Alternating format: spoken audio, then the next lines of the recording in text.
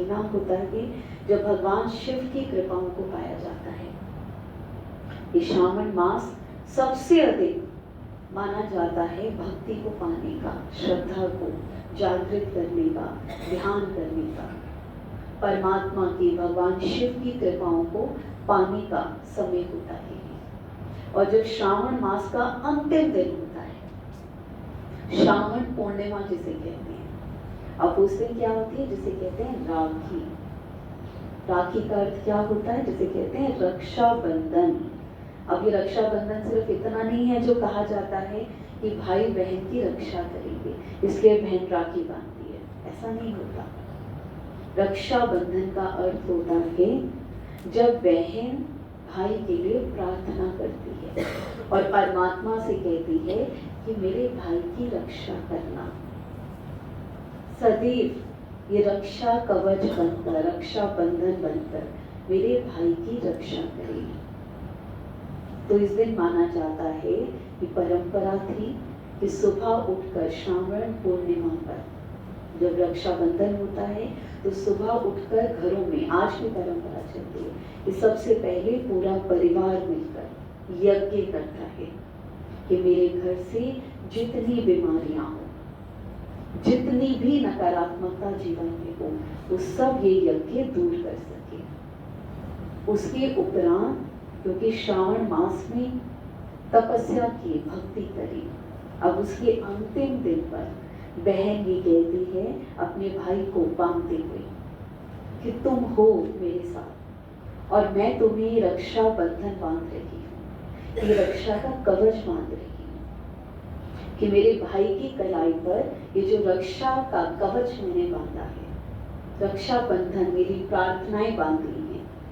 अब मेरी पूजा का मैंने भगवान से जो आशीर्वाद लिया वो अपने भाई की कलाई पर बांधा कि मेरा भाई स्वस्थ रहे, सुखी रहे, उसकी रक्षा होती रहे।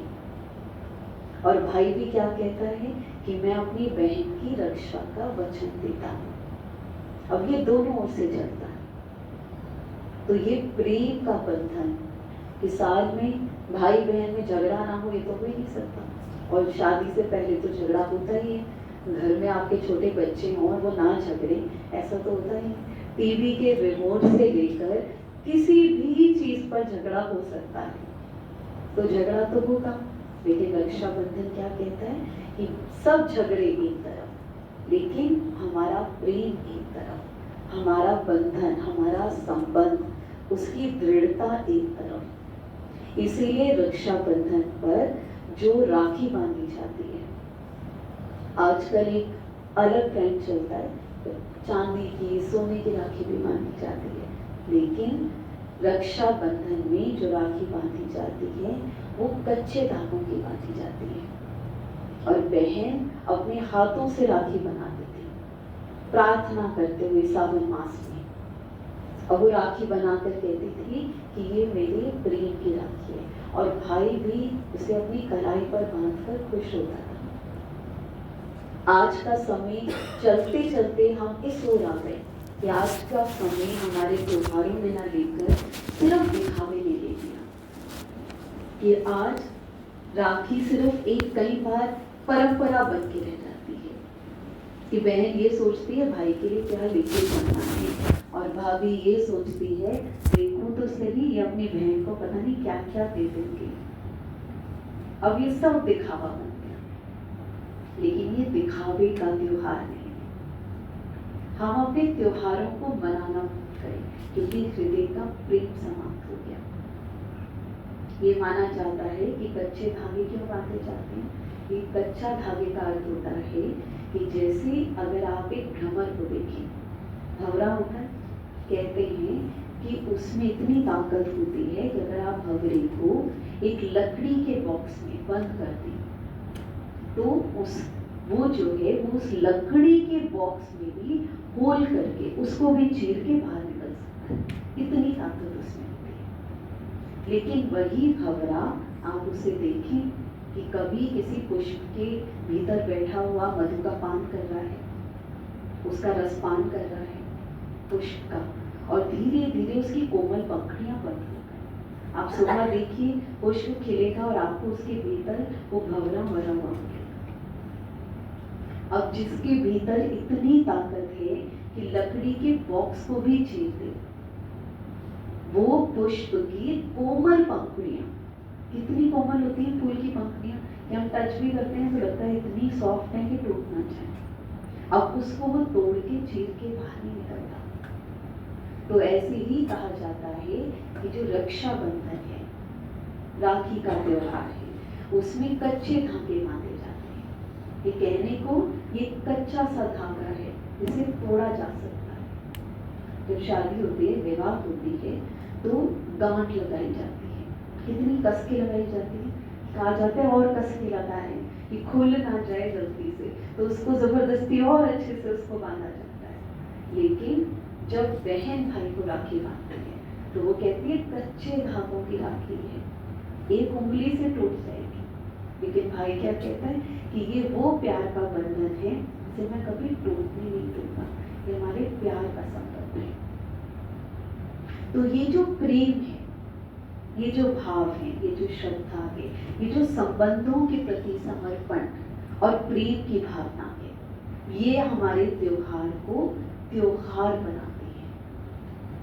अगर इनमें से आप इन सभी चीजों को निकाल देंगे तो त्योहारों का कोई अर्थ नहीं बचता।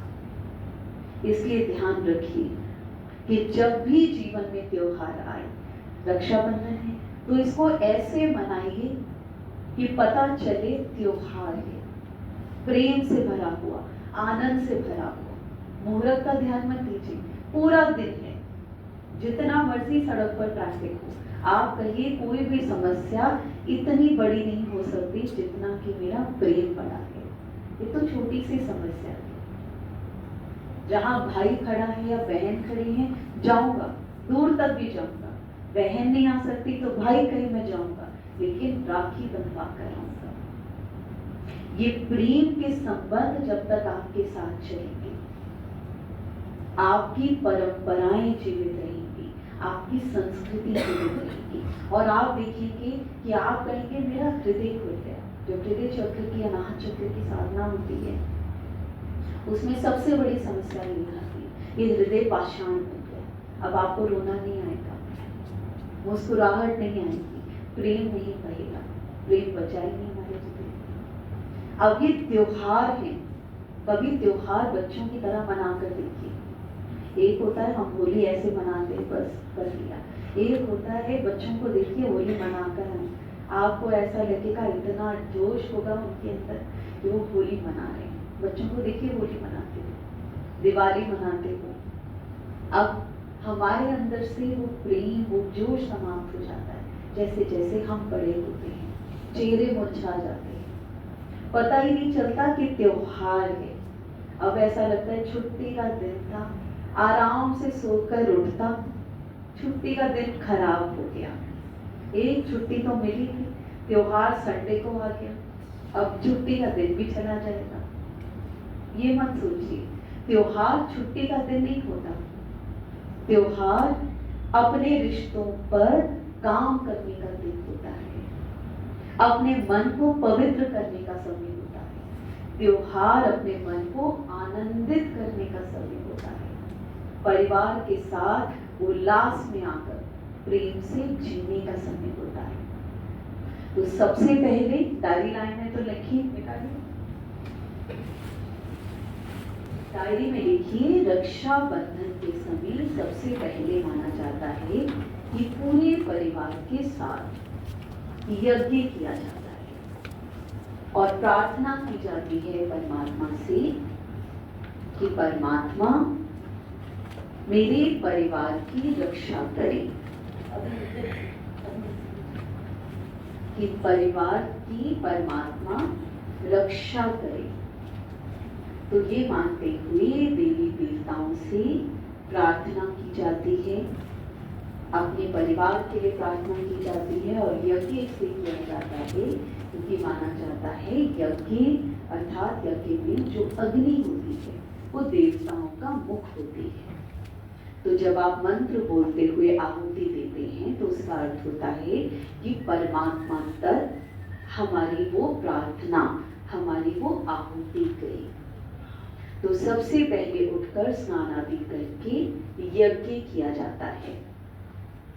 यज्ञ करने के उपरांत माना जाता है कि आप अपने ईश्वर को, परमात्मा को राखी हाथ में लेकर प्रार्थना करते हैं।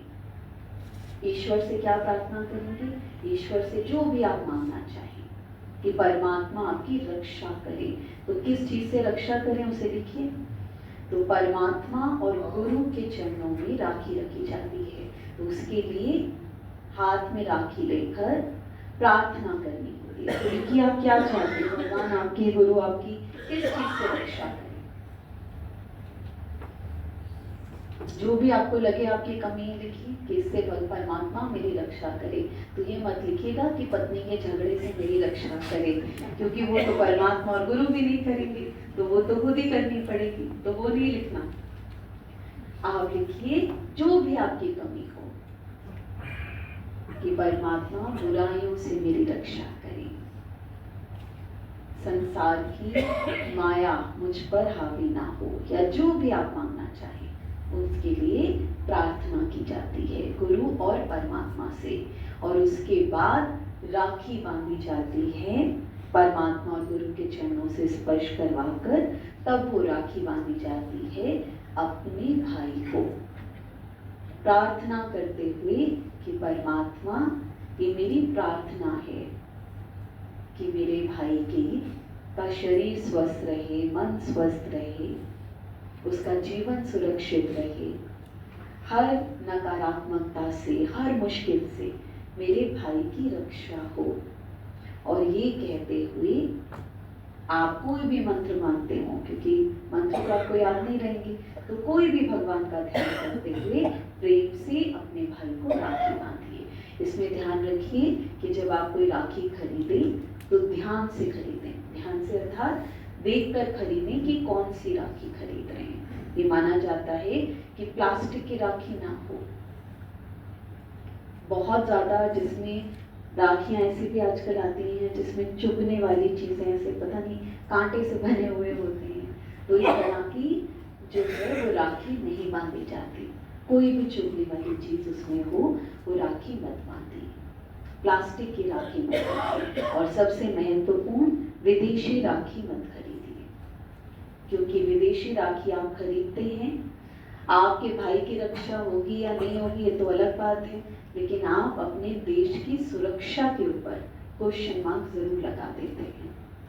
तो आप जो है अपने देश में बनी हुई राखी लें। अगर आप खुद नहीं बनाना जानते तो आप अपने देश में बनी हुई राखी लें। और ये माना जाता है कि जब आप गुरु और परमात्मा के चरणों में प्रार्थना करते हैं, रक्षा के लिए कहते हैं, तो साथ ही साथ संकल्प लिया जाता है। संकल्प क्या लेते हैं? संकल्प आप लेते हैं कि परमात्मा मैं ऐसा ऐसा अच्छा करूँगा, मैं अपने समाज के लिए अच्छा करूँगा, मैं राष्ट्र के लिए एक अच्छा व्यक्ति बनूंगा। इसका संकल्प आप लेते हैं कि गुरु की बताई हुई बातों पर चलूंगा, अपनी श्रद्धा को दृढ़ रखूंगा। ये प्रार्थना करते करते आप संकल्प लेकर भगवान से मांगते हैं। तो इस तरह से राखी का त्योहार को मनाया जाता है। तो इस बार